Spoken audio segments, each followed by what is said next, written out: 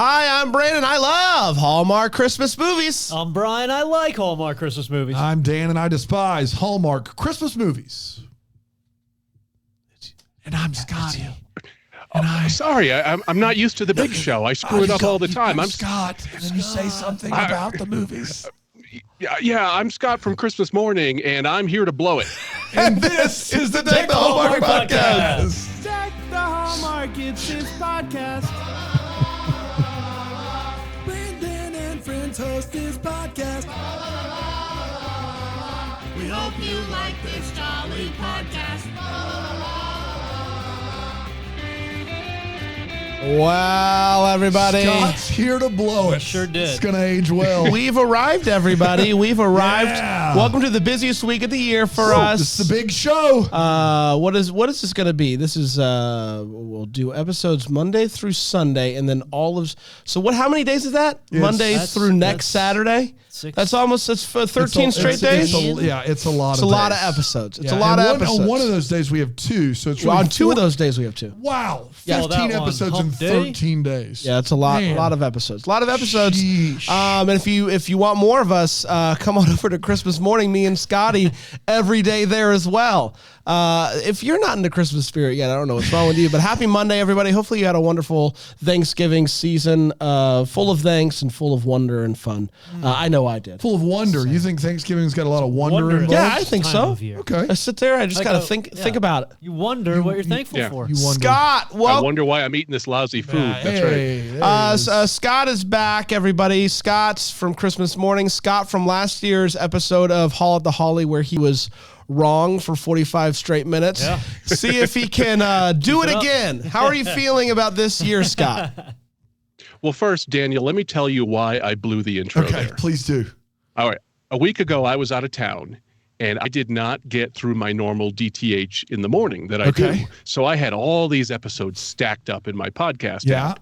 And also, while I was out of town, nobody in this house did anything, I think. So for the last week, I've been just trying to get through the dishes and the laundry and all this stuff. So I've been listening to you guys nonstop as I clean the house. And for a brief moment, you guys did your intro, and I started thinking about the dishwasher. And I was like, oh, yeah. Oh, wait a minute. I'm on the now. show. Scott thought he was right I'm back. on the big Did show. you empty it, though? Yeah. Did you empty that? Did you get it? Is it good? Are you up to date? I swear nobody knows how to operate this thing except me. I don't understand. Yeah, that's fair. It's tough. Hey, Brian is thinking about giving Christmas Morning a shot. Give him a hard sell. Yeah. Tell everybody I'm about on the it. fence. So. I gave up on Brian a long time okay. ago. Somebody like me. Somebody Maybe like listening. Brian.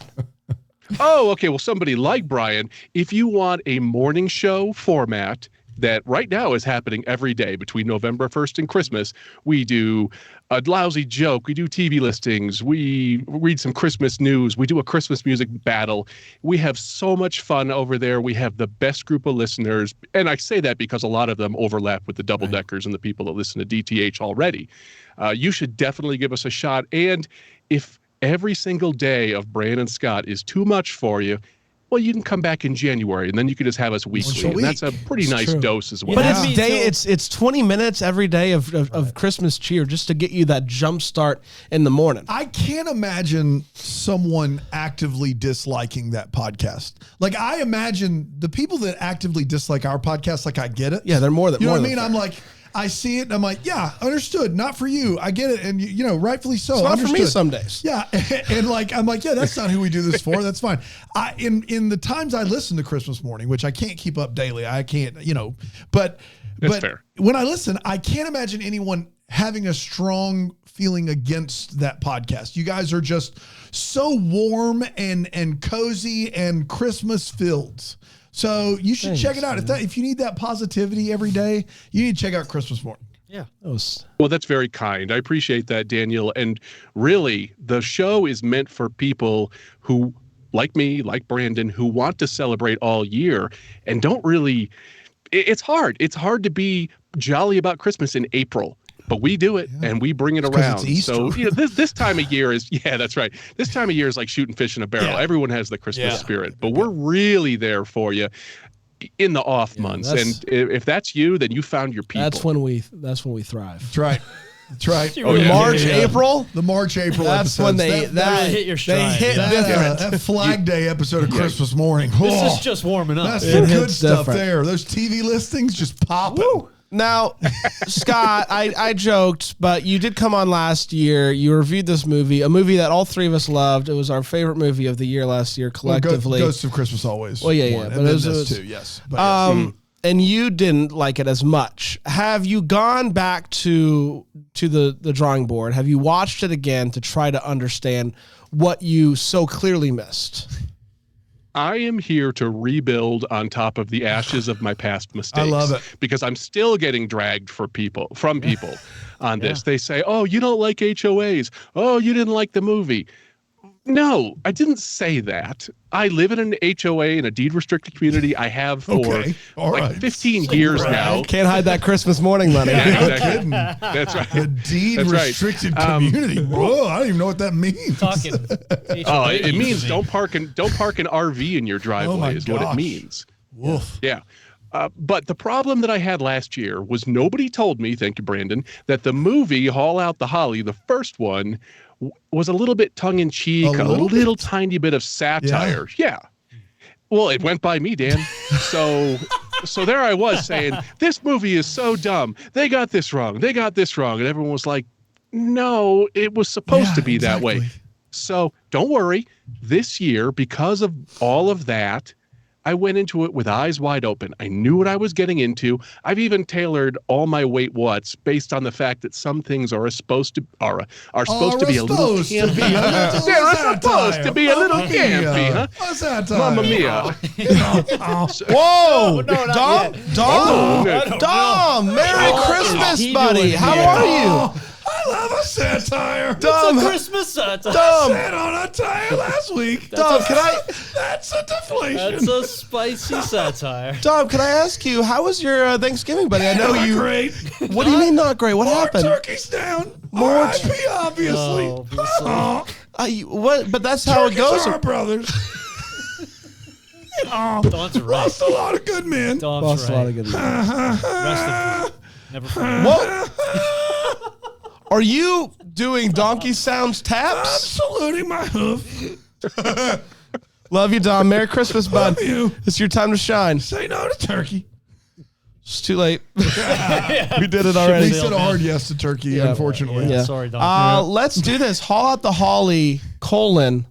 All lit up? All- Is- or just lit lit up. up. Just lit up. Just Lit up. lit up. That, Yeah. that goes without saying. Yeah.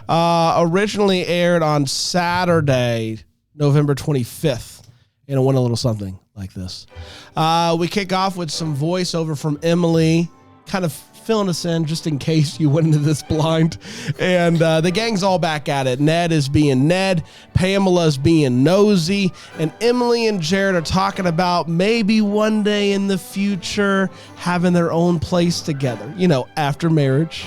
Come on, above board here on Evergreen Lane. A house goes up for sale on the street, and all the neighbors are nervous. Who could be moving in to our wonderful Evergreen Lane? Jared meets with his sister, talk about proposing to Emily and all that he has planned for that. The street is meeting, and they find out that the people that are meeting, moving into the house are the Jolly Johnsons. Wow. Yeah, I know. The Jolly Johnson. Now, the Johnsons are famous. They won like the equivalent of the Great Christmas Light Fight. A pretty big deal in the Christmas community. The Johnsons show up, and they and everyone's just going nuts for them. They get the cameras out. Camcorders even. Yes, They're camcorders. clearly a lot, and they prove that they are nuts about Christmas at the Christmas tree lighting, because after the tree lights, they pop on stage and they start a fireworks show that rivals the best of the 4th of July displays. Then they show up at the next HOA meeting and try to change a bunch of things. Then they come over for dinner with Jared and Emily, and they bring their own peppermint vodka to one-up Jared. Everybody is so blinded by the celebrity of the Johnsons to be mad at them, but Emily's not having it until she finds out that the Johnsons are best friends with Nickelback. Now she's in, and who can blame her? The next day, gnomes show up on everybody's yard, and it's playing the Johnsons' Christmas album on a loop 24/7. Jared goes over to tell Jimmy Johnson over there to knock it off, but when he hears that Jimmy Johnson has given him the nickname Jingle Jared, well, his hands are tied now, but he powers through and gives Jimmy a citation until Jimmy learns, gets to turn on the Johnson Christmas lights. And then he's like, yeah, there's nothing, I don't know what I'm even here for. But now the neighborhood is turning against the Johnsons because the music is so unbearable. It plays all night. It's loud. But one by one, the Johnsons get the neighbors to come over to their side. So, the worst of this is Ned, of course. Ned goes over to their side, and we hate that for Ned. And they even ambush Jared and Emily in a snowball fight. They're finally left with no choice but to bring Emily's parents back up from Florida to take over this situation. Her dad is like, we need to fight fire with fire. Literally, maybe we should burn down their house. But Emily isn't having it. So they go over there and they try to make nice. But the Johnsons call Emily a Grinch and challenge her to a winner-takes-all Christmas competition. Everybody thinks that Emily needs some help, so there's a training montage set to a banging version of I Saw Three Ships. She is ready. She gets a dynamite jacket on. The crowd is going crazy. They're talking trash. And it just doesn't feel right to Emily. She gives a heartfelt speech about what Christmas is really all about, not about competition, but about community. And she forfeits with a slow clap to follow. The Jolly Johnsons say they just want to be the Johnsons now. They don't want to be they just want to fit in with a community. So, yay.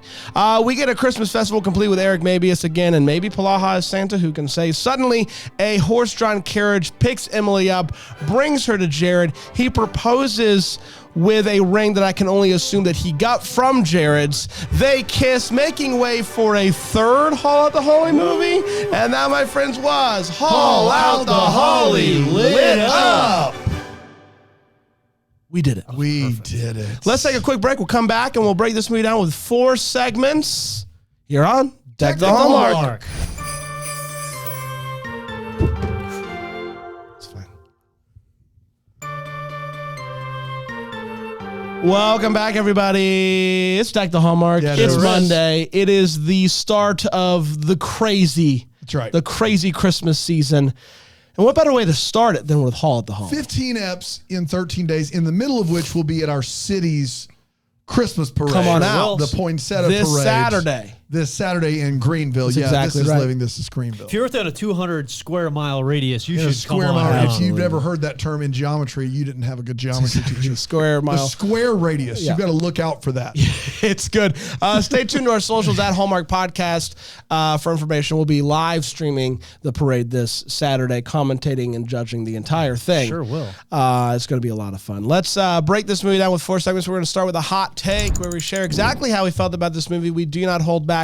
And I'm going to start with you, Brian. Brian, you love Haul Out the Holly. You love it. You even came into this movie with an inhaler in case laughter got the best of you. Got the And best that's of not you. a Yeah. joke. That is true. Is it still in your It's in pocket? my desk No. now. It's on my desk He over there. brought an inhaler and put it in his shirt pocket Listen, just in case. As an asthmatic, you have to be prepared. You have to be And prepared. I did not want to show up and Empty-handed. right. You start laughing a little bit, you start laughing a lot of bit, and next thing you know, A little bit, it's a lot a of real it. situation. Yeah, you I gotta didn't. calling it I in. didn't see you need the inhaler, but does that mean that the movie was not good? Let us know.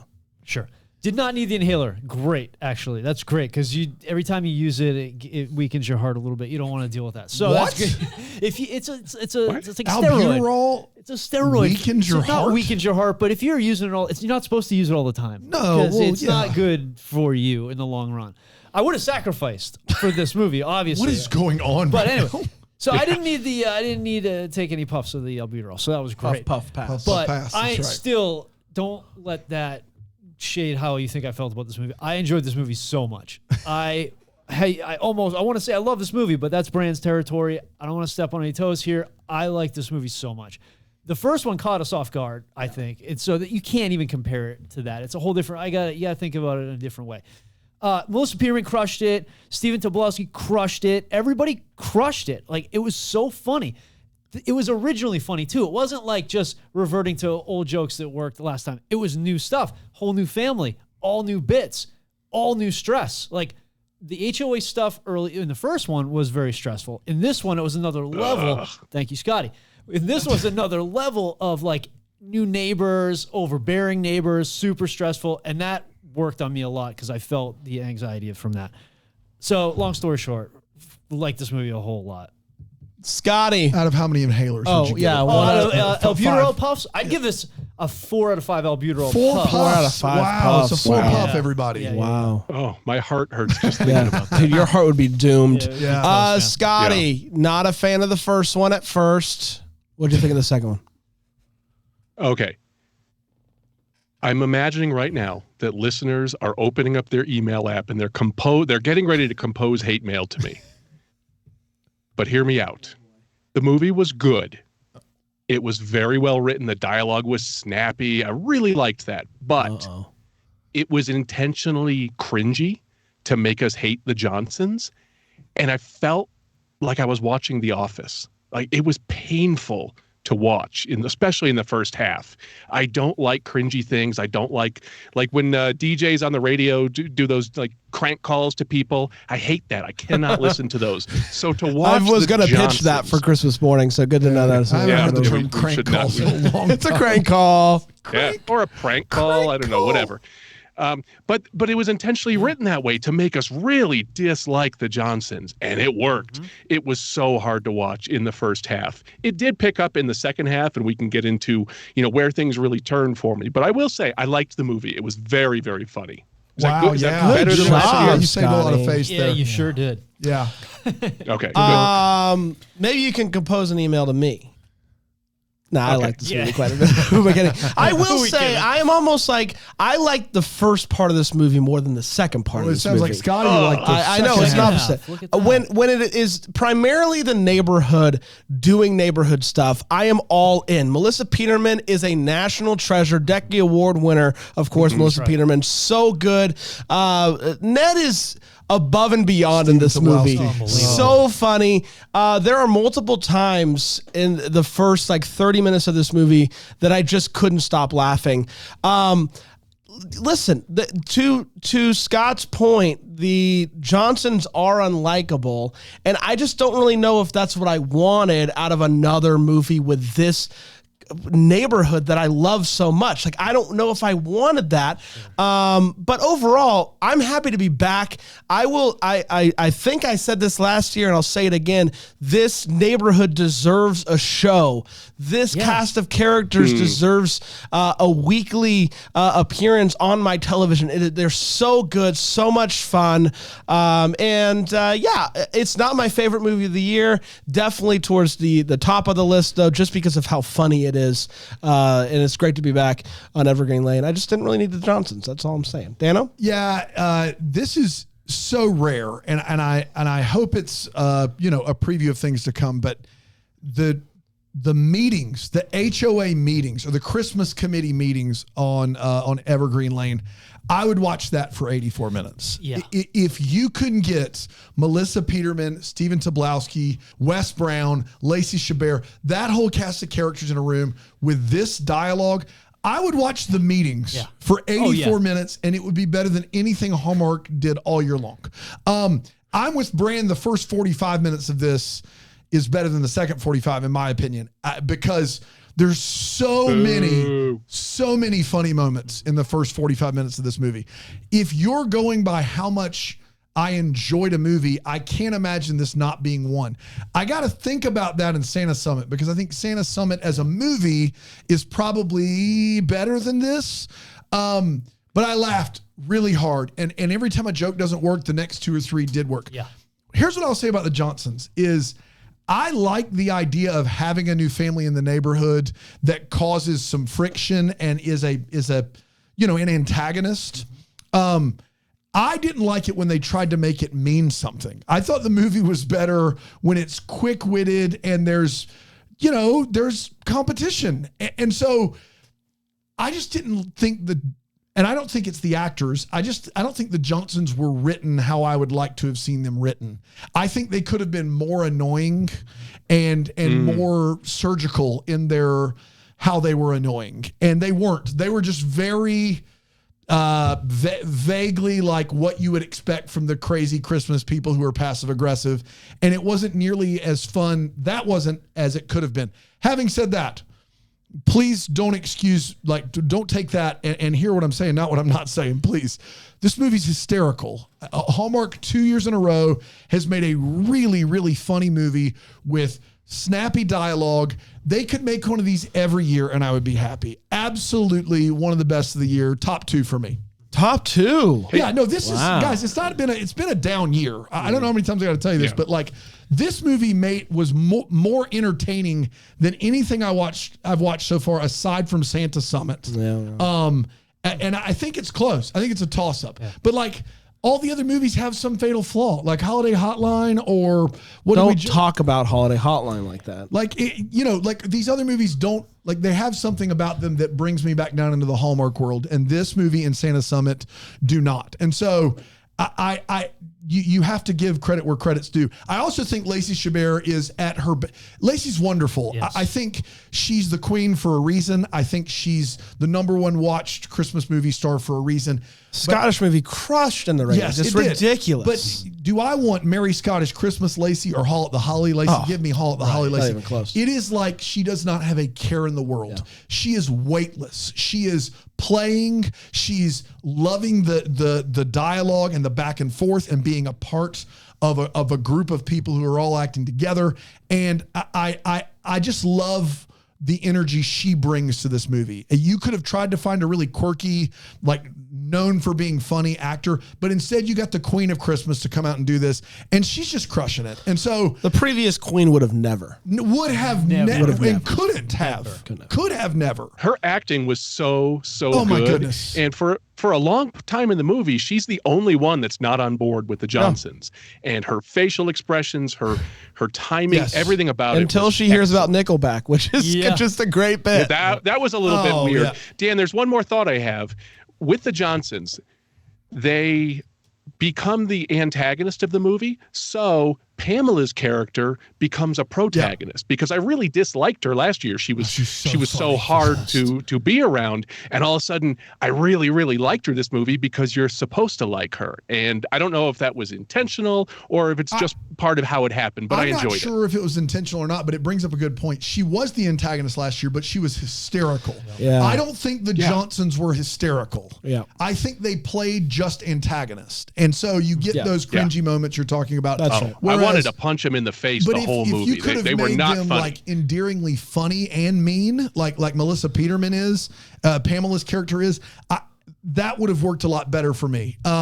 Having said that, this movie also has the proposal at the end of this movie is a more heartfelt, successful moment than most of what we've gotten from the serious Hallmark movies. Yeah. So thinking about that and how funny it was, it might be one for me. It might be one. Yeah, cover all the bases. Yeah, really. It is. Do you think he went to Jared? I think he went to Jared. Yeah, wow. Jared went to Jared. No, he did not go to Jared. Jared does not sell 4-carat rings. I'm sorry, we're talking to somebody with a deed-restricted HOA. I forgot for a second. Sorry, that's right. Forgot who no one knows jewelry like a deed. He can run a guy. dishwasher. He sure can. Let's get to all the feels. Brian, what gave you feels? So I had a generic and a specific. My generic feels was just generic. Feels generic. It's a generic. Generic up on the roof. Generic. What your country is generic. Generic. It's generic, specific. Aaron. Aaron, back me up. Aaron, plug in that mic. Brand, we joked earlier about how we were gonna have everyone was gonna come in early and unplug your mic and plug hers in and leave you sitting here. Great, I would love that. And then we would have got it figured out here, wouldn't we? Real quick. It would have been a vast improvement. 100%. So my generic is just the funnies. Like they crush the funnies, original funnies, laughed real hard. Very, very, that always gets me. If you're funny, you're going to get me. And my specific was the voiceover. And they did something that a lot of movies that start with voiceover don't do. They finish with voiceover. And so it ties like a pretty little bow on it. And it's just perfect for me. Like you start with voiceover, you end with voiceover, everything in between. They filled the middle with funnies. It's just perfect for me. Scott. Okay, Dan, I got a question for you. Did you pick up who was the singer in the version of Haul Out the Holly, the song that played in the opening sequence? I did not. It's Angela Lansbury. What? Yes. And that gave me the feels. I love that version. I grew up watching Murder, She Wrote. It's a little young for the other guys. Yeah. So starting off with that just put a smile on my face. That was great. The Ned and Pamela stuff, that was just as well written this year as it was in the past. The back and forth, the sniping at each other, the pronunciation of Cruller. Oh my gosh. He did was so funny. The Nickelback jokes, that made me laugh out loud. Yeah. I don't know why they made Emily like Nickelback, because that made me like her less. But I guess it was the one thing that kind of pulled her toward the Johnsons. I do have I'll save that question I was about to ask for the wait what. Lacey making a goat noise is my new ringtone on my phone. Sure. I loved that. That was hilarious. And tell me, gentlemen, in the All the Feels segment, do we do anything that gave us negative feels, or do we save that? We can do that in a hot take. Really, negative feels can be in any of these segments. Do whatever you want to, Scotty. What really killed me was Jane, the wife Jane Johnson there. Jane Johnson. The wife Johnson. She is an excellent actress. And she did this thing with her voice called vocal fry. And vocal fry is incredibly painful to listen to. It's a creaky or a croaky voice affectation that was made popular by Kim Kardashian. And it's a power move. It's a status move. It's when you talk like this and you drop the power at the end. And it's a power move because it signals to the person that you're talking to that they are not worth you putting the effort into talking.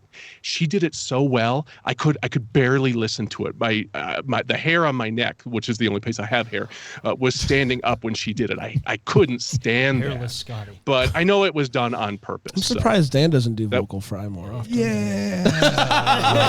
I've been meaning to talk to you guys about I gotta go. Guys, give me an Evergreen Lane jacket right now. What do we got to do? Those jackets are phenomenal, and I would wear it every day for the rest of my life. Give it to me now. Hallmark should sell those in their shop absolutely right now. Should. I would absolutely buy one. I can't believe, maybe they are selling them. If they're not, I can't believe that they wouldn't. Yeah. Why would they not? Come on. Just get on it. You could charge $100 for that thing Easy. too. You shouldn't, but you could. Dano? There's a scene last year where Pamela sings. It's one of the funniest scenes of the year. I didn't think they could top it, but this year there is a scene exactly where we're going with where Bob, the old dude with wears the bow ties, the donuts come in, and he jams an entire donut in his mouth so that Ned won't get it, and then they argue about it, and they pronounce Cruller all different kinds of ways. I was crying. Cooler. It was one of my favorite scenes I've seen on anything this year. It was so funny, and I could have watched it for an hour. I could have watched them argue about it for an hour. It was great, funny. And I loved every second of it. It was very funny. Yeah. Let's take a quick break. We'll come back with the way one, the what, the Hallmark here on Deck the Hallmark. Yep. Nailed it. We're back. Oh, I didn't do that. Unbelievable. I was so excited. One of these days we'll get it all We're right. gonna one day. This doesn't happen on Christmas morning. Christmas morning's edited it is just clean. Yeah. And it is just like, man, crafted. This is low rent compared to Christmas morning. That Christmas morning lives in a deed regulated, whatever that thing is, HOA for sure. Deed restricted. Thank you.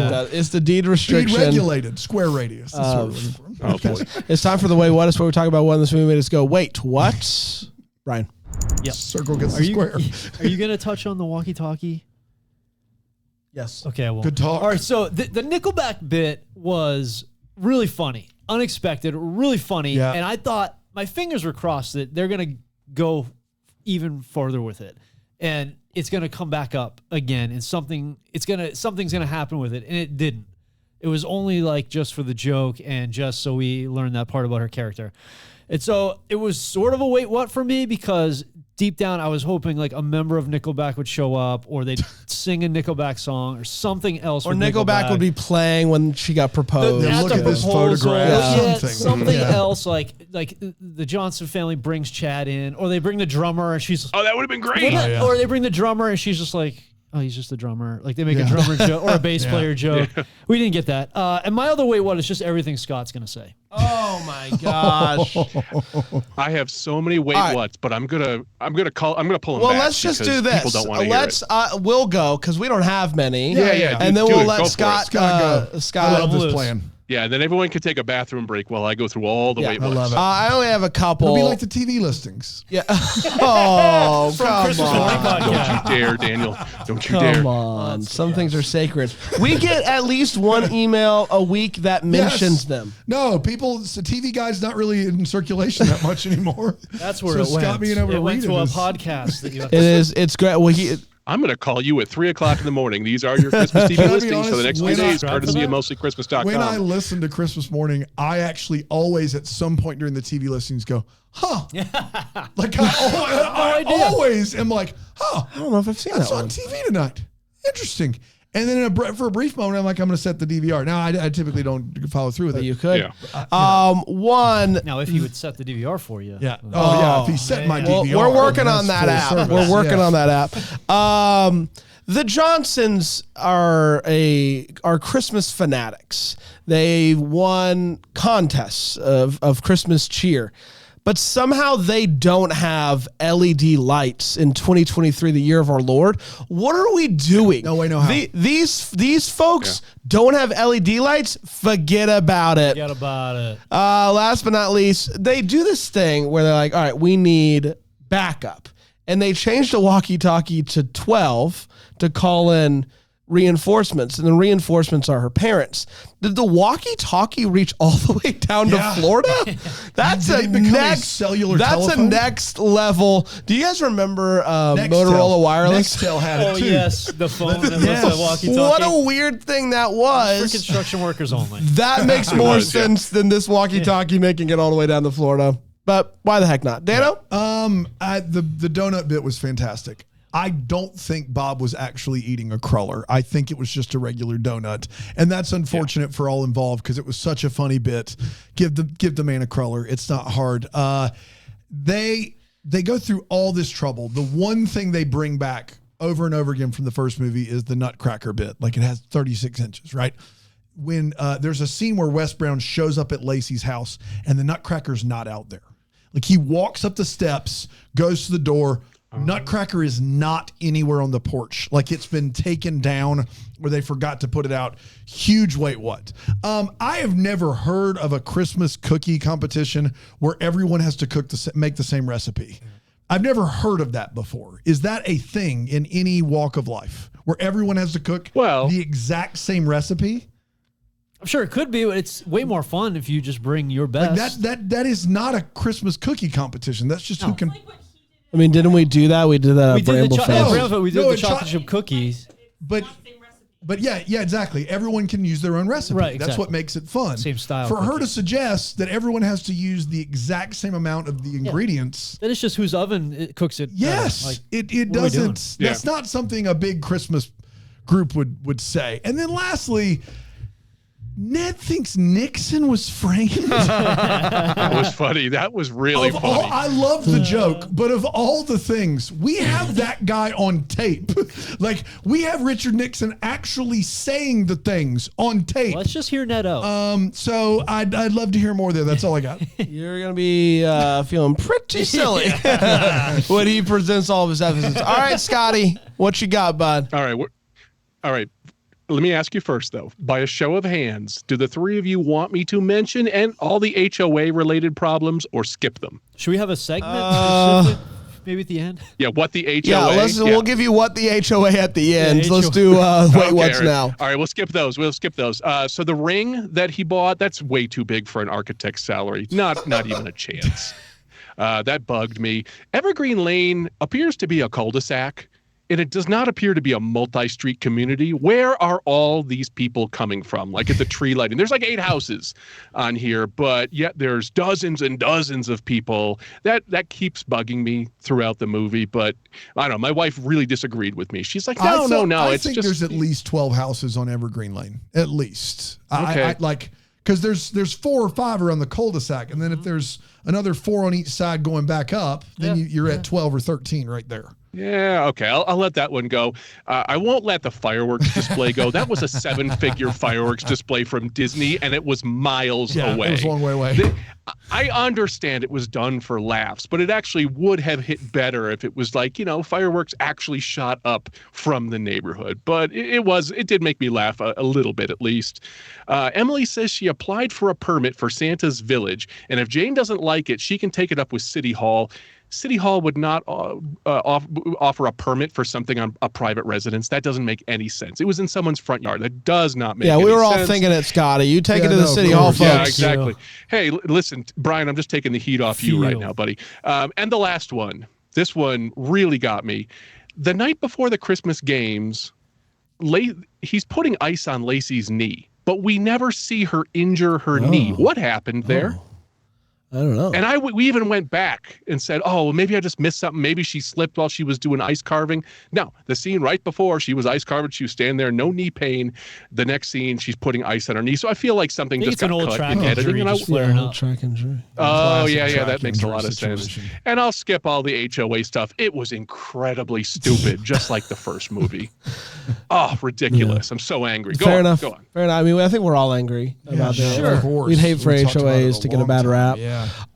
It's time for what the Hallmark is. Where we wonder what could have been. Maybe having some clarity wishes left. Brian, what are you still wondering about, buddy? I mean, you mentioned it. Dan mentioned it. Like, this should just be a TV show at this point. Every season, like, we could do a limited series. 6 episodes during Christmas season. You have so many characters that you don't even need everybody all I just did a whole backstory on Ned. What's Ned's story? Yes, the guy. He's him, and it's right there. Like, it's right. They got to do this. Steven Tobolowsky's a national treasure. It's so great. It's such a great little world they've created, and it'd be so easy to do. It feels like. So I'm just like, oh man, more than the Nickelback, Chad showing up from Nickelback. I want a limited series of this show. Yeah. Scotty, what are you still wondering about? I do wonder something from the three of you. There's a scene where Lacey is walking down Emily. She's walking down the sidewalk and she's got her gingerbread house in her hands there, the practice one, and she comes across Jimmy. Did you guys think that scene was going to go very differently? Because he's standing there like looking like a bully almost, and he's like throwing a snowball. I thought he was going to smash it or attack it or something, and I was like, oh no, this is weird. And then it radically changed then. That was where he was like, my parents never let me eat gingerbread houses and stuff. And, throughout the movie, I had been hating the Johnsons. Like, I felt vitriol in there. I was actively rooting against them. I was hoping we were going to find out he had a gambling debt and maybe the wife had an addiction problem or something.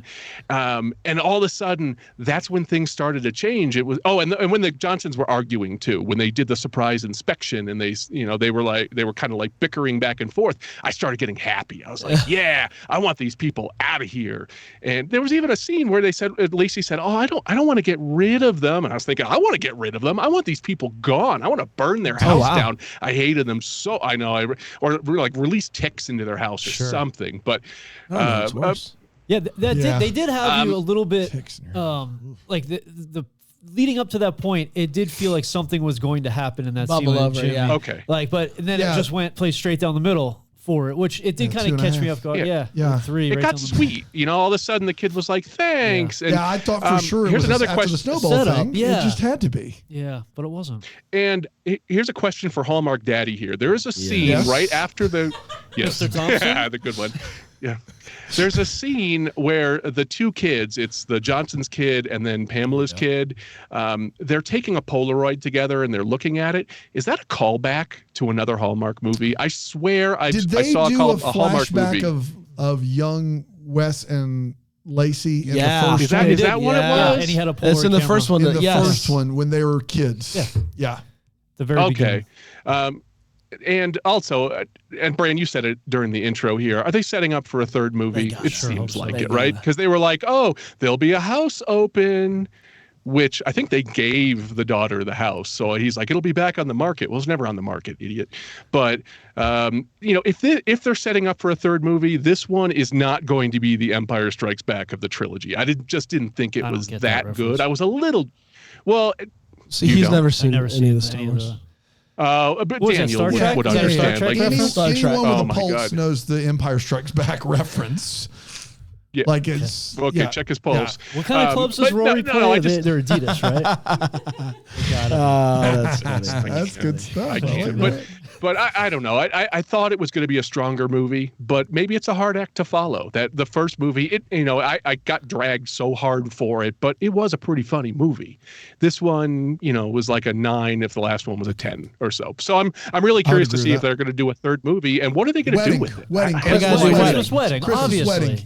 Did you guys think that proposal was super lame? No. Oh, it was amazing. I thought the proposal was fantastic. No, it was a giant flaming turd. It could have been so much better. Ned on the carriage, 2 horses. All the sparklers. The Ned on the carriage was good. String quartet. You get out of here. Holy cow! No. Hear me out. It wasn't taking place in a No, dishwasher, so they're Scott planning doesn't it the think it whole was.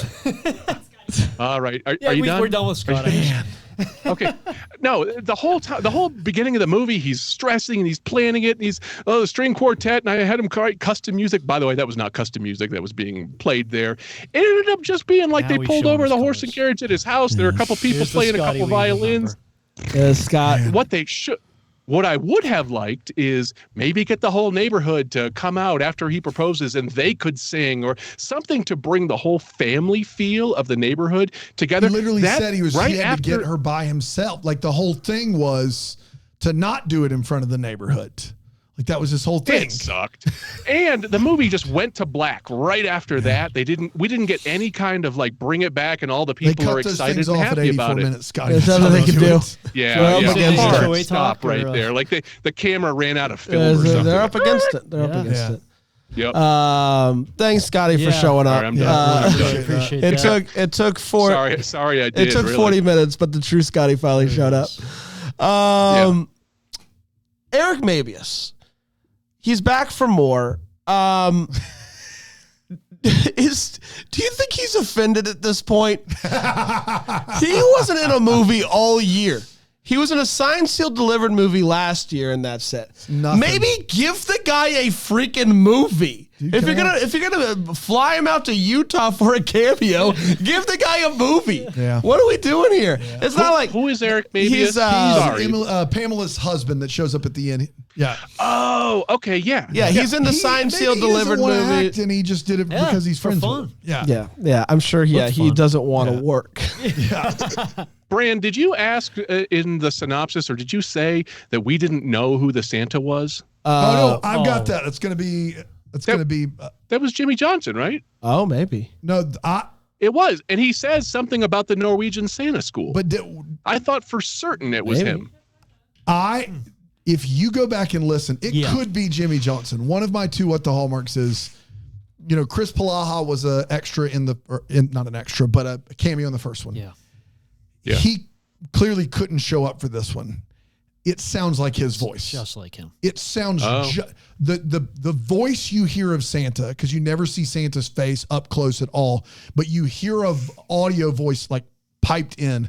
It sounds like Christopher Palaha. Could it have been the Johnson guy? Absolutely. But I like to think I could be wrong. I like to think that it's Palaha. But I have another one. That would be fun. And I hate to do this, but like, is it intentional or is it just me that thinks Ned and Pamela have some serious chemistry? Okay, thank you. All right. I got a hand raised from producer Aaron. Sure did. They are close and are locking eyes, and their dialogue is just popping. And I get it. She's married to Eric Mabius, but you don't want to leave all that Ned on the table, man. Next year, there was a tension. Wedding bells will be ringing. Oh my gosh. Eric Mabius, because he travels all the time. Maybe a divorce happens in the new year. Wow. You thought that straddle sesh from Catch Me If You Close, which we'll review on Wednesday. Yeah, you'll hear more on that later. this would be next level. But tell me, would I watch a TV show that's just centered on Ned and Pamela's I would watch home? it all day long. And then they show up to the meetings, and Lacey can just pop in once a season. Yeah. You bet I would. That's what I'm here for. Bring it right now. Those two. Ned's lines were so funny too. All those little quirks about like, what did he say? He had a Yugoslavian security system or something like. All those little throwaway lines were so When he funny. says he faxed it, and she says we haven't faxed since Desert Storm. We haven't sent a fax since Desert Storm. It's funny. Yeah, it's but funny also, stuff. those two just have some serious heat. There's no doubt about it. They must be having so much fun. Speaking of serious heats. Ooh, was there? There was a snowball fight. There was a snowball fight. I don't know if that counts. There's only one person who can let us know. It's Vic Webster. Here's a fighting chance with Vic Webster. Fighting chance with Vic Webster. A fighting chance with Vic Webster. What's the fighting in the movie? Did someone get hurt? It's a fighting chance with Vic Webster. A fighting chance with Vic Webster. A fighting chance with Vic Webster. Vic Webster. By the title of the movie, I was hoping for maybe a food fight or something like that, but no, zero action. A fighting chance with Vic Webster. Vic Webster.